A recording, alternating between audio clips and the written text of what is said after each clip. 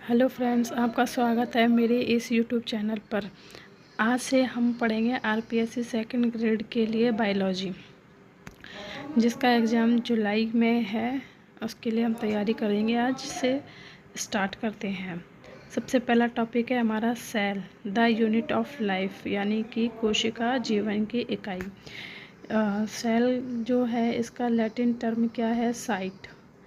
Study of cell यानी कि cell के अध्ययन को क्या कहते हैं? साइटोलॉजी या सेल बायोलॉजी। साइटोलॉजी का मतलब होता है सेल के स्ट्रक्चर एंड फंक्शन, यानी कि संरचना और कार्यों का अध्ययन। सेल की संरचना और कार्यों का अध्ययन, ये क्या कहलाता है? साइटोलॉजी कहलाता है। और सेल बायोलॉजी क्या है? सेल या सेल के कंपोनेंट्स, घटक या मॉलिक्यूलर एनालॉग्स का विस्तृत अध्ययन। फादर ऑफ साइटोलॉजी, कोशिका विज्ञान के जनक, घटक नहीं है, ये जनक है। तो कौन है? Robert hook.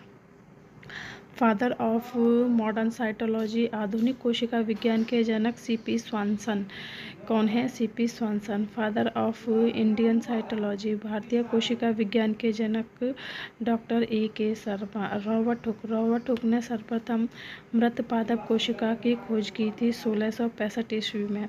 और जिसको इंग्लिश में पढ़ना है वो नीचे इंग्लिश में भी लिखा हुआ है और हिंदी में भी लिखे हुए हैं, आप दोनों में भी पढ़ सकते हैं। रॉबर्ट हुक ने खोज के बारे में अपनी पुस्तक माइक्रोग्राफिया में उल्लेख किया है। रॉबर्ट हुक ने हनीकॉम्ब स्ट्रक्चर को सेलुला कहा है। रॉबर्ट हुक ने कॉर्क के अनुप्रस्थ काट टीएस ऑफ कॉर्क को अपनी अनगढ़ सूक्ष्मदर्शी, उसका नाम क्या है, सिरका माइक्रोस्कोप से देखा।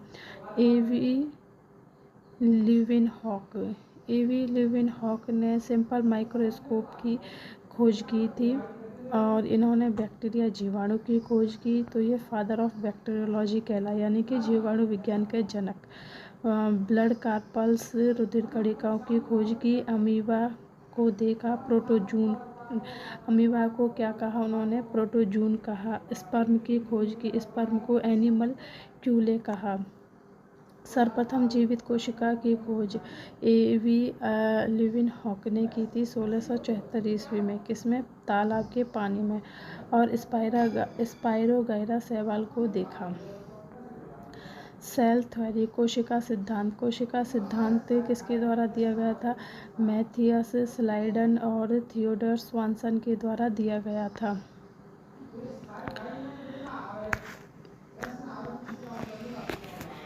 मैथियस स्लाइडेन और थियोडोर स्वानसन के द्वारा दिया